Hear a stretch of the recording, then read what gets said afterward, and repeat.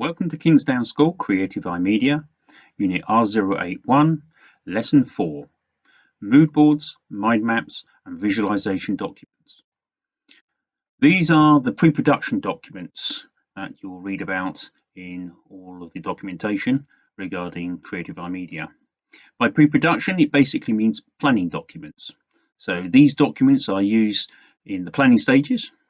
The mood board is the first one that you normally use. It's the very initial ideas, either generation of those ideas or just putting them all down on a single area, sometimes involving textures, pictures, colors, all of those things to get people used to the look and feel of things. So mood board is about the feel of things. We then move on to the mind maps where ideas can be expanded upon, and then finally to the visualization diagrams where we get the first view of what you, the designer, thinks that item that is being designed is probably going to look like. And that's the type of document that is then sent off to the client for their approval so that they can also see what the finished article may well look like. Now, all of these pre-production documents are things that should be produced for still images. So those are things like web pages for book covers, album covers, posters, all of those sort of things. That's where you'll find these pre-production documents. Okay, let's dive on in. The objective of today's lesson is to be able to understand the purpose, properties, design and layout of mood boards, mind maps and visualization diagrams. Our success criteria will be that you are able to identify, describe and generally lay out these items correctly, but then of course be able to create them as well. We'll start with a mood board. Now, a mood board is essentially a collage, either digitally or physically on paper or perhaps on a board, of objects, images, colors, screenshots, patterns, text, textures sometimes, which try to capture the feeling or the theme or a design.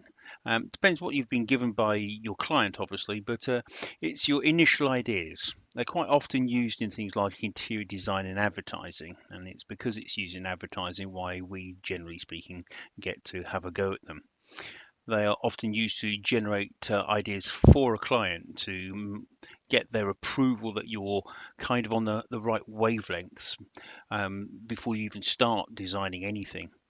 You know, if your client has given you an idea and you sort of immediately formulate a few things that might be of interest to them, you can get that into MoodBoard pretty quickly, send it off to your client. They can have a look at it, or you could do it, in fact, while your client is with you, and they can tell you straight away whether they think you're on the right wavelength, whether you're not, and possibly even that they might actually change what they were originally thinking because they like yours better. So why do we use mood boards? So they can be a central focus of ideas, so all those ideas in one place. They can bring together a lot of different objects, and as we said, images, text, fabrics, shapes, color swatches, pictures of items that are similar to the ones that perhaps you're being asked to design. That's always useful so that you can get a gauge of what it is that you're trying to come up with. It's intended to inspire and generate more ideas. So it's very much a starting point, and quite often it will be the first thing that you'll see in the exam questions, that they will tell you that there has been a mood board, and then they will ask you things like why it is that a mood board is a good idea for this particular idea.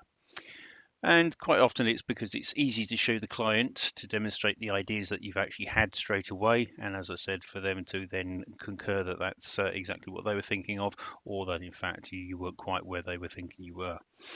And obviously the last thing there is that you can make sure everyone in a design team can share the same vision. So everyone in the design team knows what you were thinking to start off with.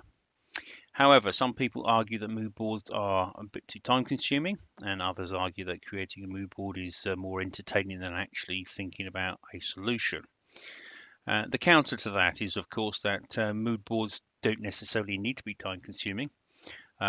You can do them online, and there are some pretty good online mood board programs out there. You can create it yourself on something like desktop publishing, or of course you can do it with paper and pen, and none of it needs to take that long. With the point about more entertaining than actually thinking about a solution to a client's problem, well, the point being is that you're not actually trying to find the solution at this stage. You're just trying to get an idea of a theme. You know, if you've got, say, a number of advertising segments to do, so you might be doing a couple of adverts on TV, you might have to do a poster campaign at the same time. Generally speaking, for a lot of big companies, having their company logo, the color scheme is very important. Most of the big branded supermarkets we know have all got their brand names and their color schemes sorted out, and they would expect you to be able to pick up on that and thread that through what you're actually designing. And therefore, a mood board is a good idea there to make sure that the colors that you're going to use for whatever it is that you've been asked to do will complement the colors of the existing color scheme for that particular company. So I think it's safe to say that mood boards will certainly be staying around for the foreseeable future. Here's a good example of one. You can see straight away a color swatch going across the center of that. And you can get these color swatches from things like DIY shops and places that sell paint. And all they do is actually put together all the colors that actually go together. So you can see them all in one place. And then as you can see from this, you can assemble a number of other images, all with those colors borne in mind, so that actually you're never quite not knowing whether the colors match, because you can see quite clearly that they do. And therefore you're unlikely to produce something which is not within the realms of what your client was thinking about to start off with. Now, the creation process is fairly straightforward. You will collect a range of materials, whether that be images, text, materials, textures, anything that is going to help you to help the client identify with the theme that you are using for your project. Then you arrange them together on a page. Now, sometimes you will need to remove some items or move them around on the page to get a little bit of balance, so that people can really see what it is that you're thinking of. If we go back to the previous example, you could see there that there was a definite both modern and old in the same space, as it were. So the bathroom facilities were very modern, whereas the chair was pretty much Edwardian in its design. So therefore you can actually pull these things together. And you can use the mood board throughout the production to ensure that the theme is being adhered to. So once you've got that color scheme and you know exactly what it is, whenever you do anything else, you can quickly refer back to that and make sure that you're still on track. Now, I've got a short activity for you now, should only take about 8 minutes. In your book, under the title Mood Boards, just list 5 items that you would expect to be included in a mood board, but then more importantly, why you think they should be there. Then take a sheet of paper, and for each one of those 5 items that you think should be on it, lay them out as if you were actually doing a mood board. So you don't have to have any actual pictures, you could just write on there what you think it is. Assemble them so you've got a mood board, because that in itself could be all that is required for a client to see kind of what you're thinking. So give that a go. We can stop the video now, or of course you can do it at the end.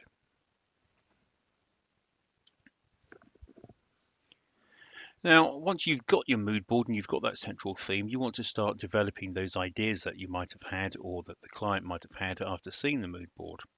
And one of the best ways of doing that is to use a mind map of some description. Now, mind maps can be done in many ways, but for the purposes of this course, simple spray or spider diagrams are probably the best formats to use.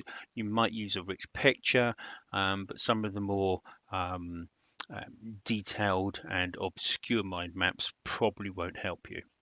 Now, one of the great advantages of a mind map is that they can be done both individually or as a group.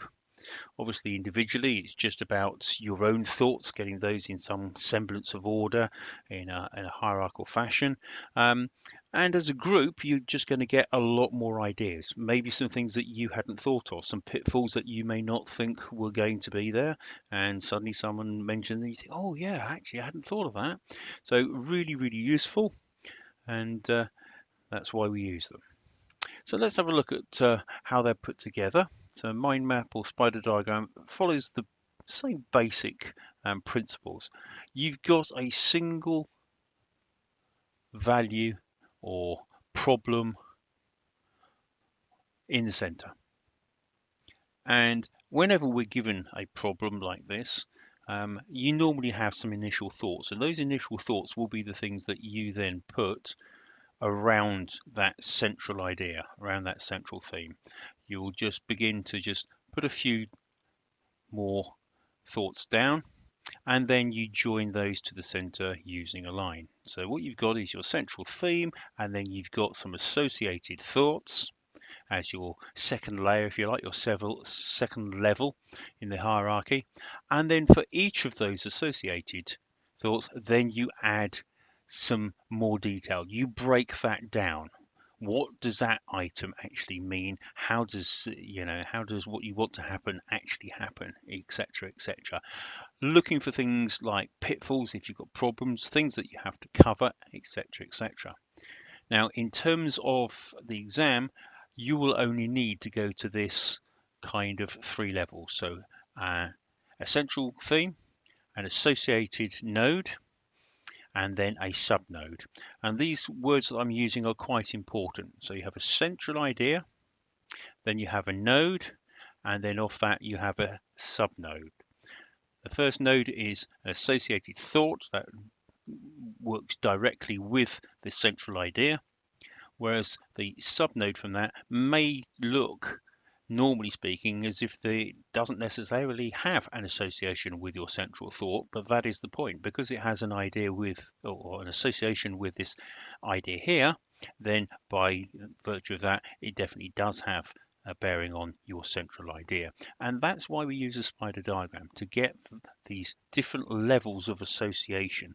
It allows us to find pitfalls and problems that we might not have necessarily thought of straight away. We're able to think them through and then perhaps even put in place something to mitigate them, to stop them being a problem. So it's a way of generating ideas and linking those concepts together. The ideas are written down using either text or images and then are linked together. And the ideas and concepts branch off one another as more ideas are thought of, and that's done in a hierarchical way so you get different levels. For the exam, as I said, you need the three initial levels, but in reality, when you do this in the outside world, you could end up with 6 or 7 levels. It just depends on what it is that you're actually dealing with and the complexity that that will generate. Here's an example using the pictures that I've just been talking about. Here we have our central idea, saving energy for the school, and then we use a line out which bears the associated idea and then creates a node at the end of that, basically, which then branches out to these subnodes which are represented by the pictures. So just a slightly different way of representing, but using exactly the same principles. Here's a second example of the same.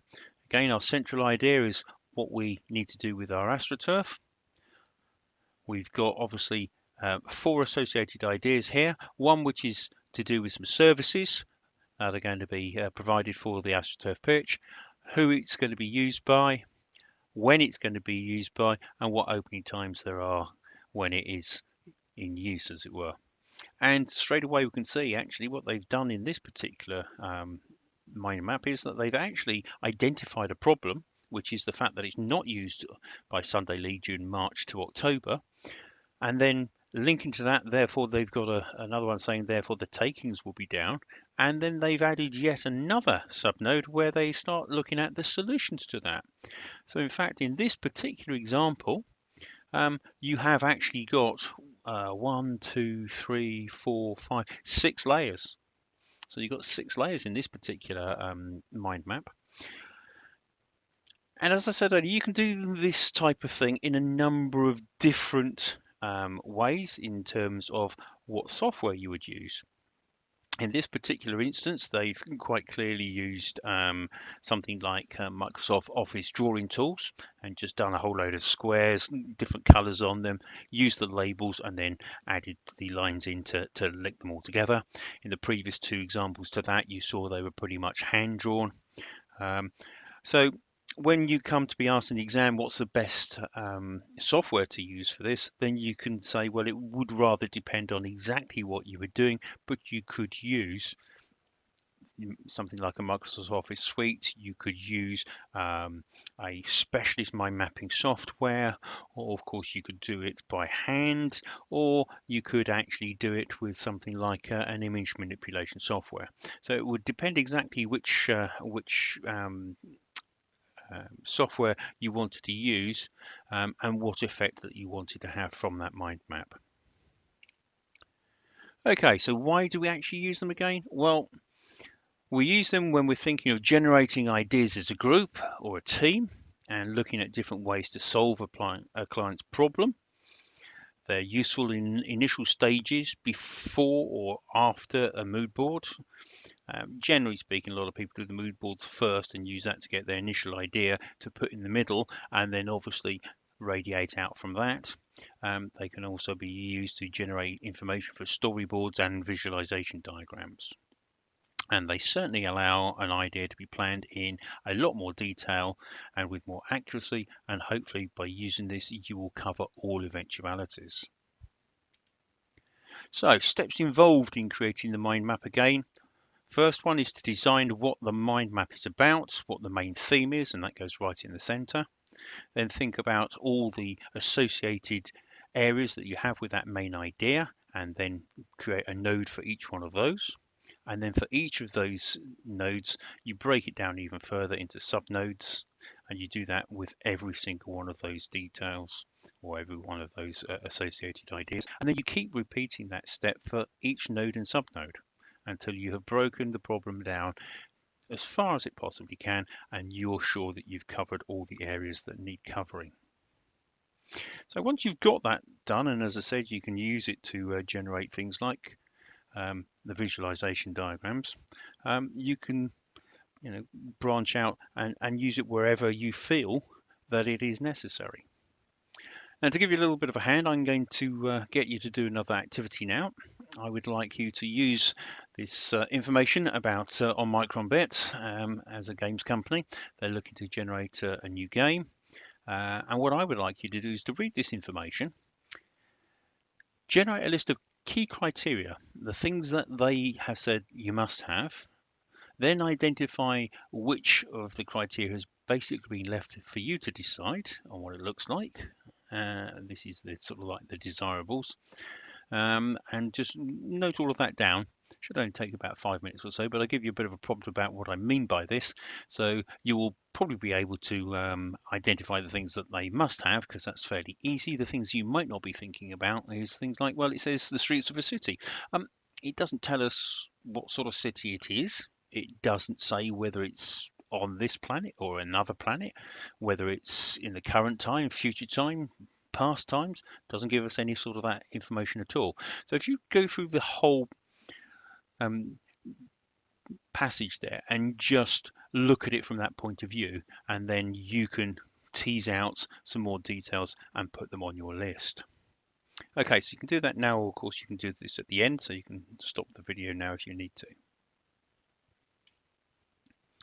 Now, the second activity I'd like you to undertake is I would actually like you to then create a mind map from that list that you created for the previous activity. And then once you've created your mind map, then you should be able to answer all of these questions fairly easily. So I want you to answer this exam question using the scenario from the previous slide as a context for the creation of your mind map that you're then going to use to answer these questions. So make your mind map now, and then use the information that you have gained from both watching this video and the experience of actually creating the mind map, so that you can answer the questions Okay, I will give you 10 minutes to do that, so you can stop the video now, of course, or you can do it at the end once again.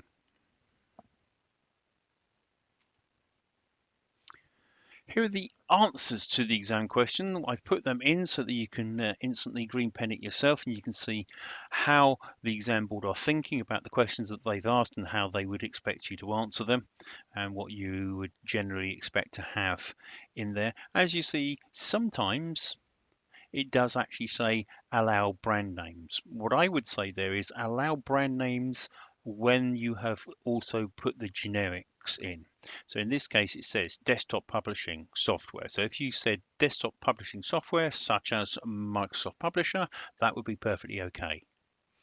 If you said, mind mapping software, such as Inspiration, again, that would be absolutely perfect. So just please make sure you do use the generic terms so that the exam board know that you do know what you're talking about.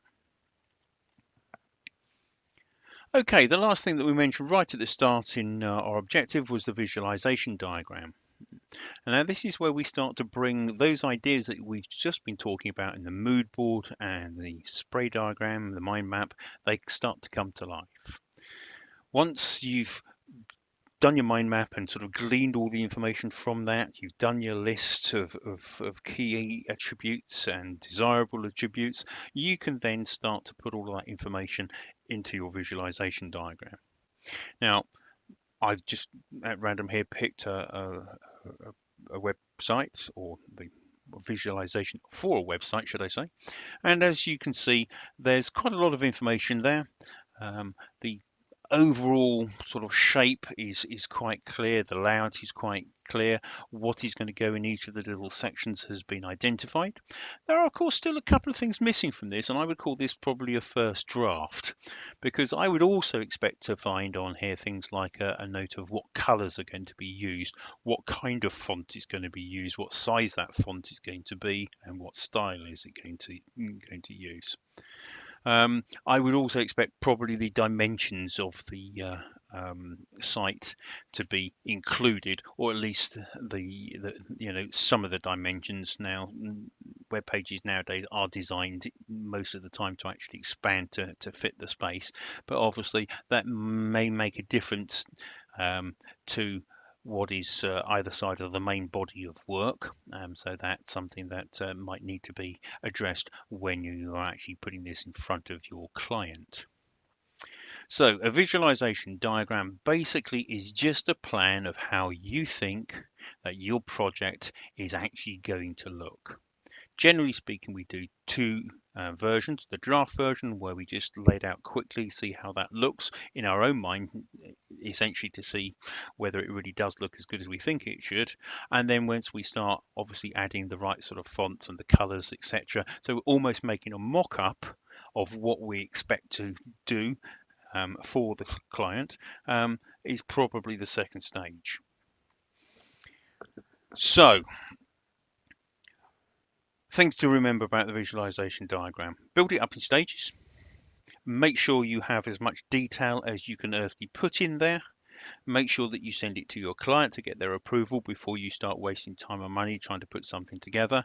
And if you can, do a second one which has got the right colors on it, the logos that you intend to use, and the fonts at the appropriate size, so that you just essentially just make a mock-up of it. That would be absolutely great. Again, creating these in software is, or what is the best software to use, is a difficult question, because again, that will depend on exactly what you're creating and how you wish to present that to your client. Generally speaking, again though, because it's a pre-production document, I would say that for something like this, which is a website, then I would think desktop publishing software, or perhaps maybe the drawing tools from within some or other office suite would do the job, because you can do a fairly good mock-up of what you are going to end up with. You could, of course, use some web publishing software and just mock up the first page. That would be fine as well in this particular scenario. But if you think of other scenarios, like if you were doing a poster campaign or something like that, then you would probably need to use image manipulation software. So Again, it depends on what you're doing as to what you actually use. In the exam, you are likely to be asked something along the lines of what would be the best software to use for this.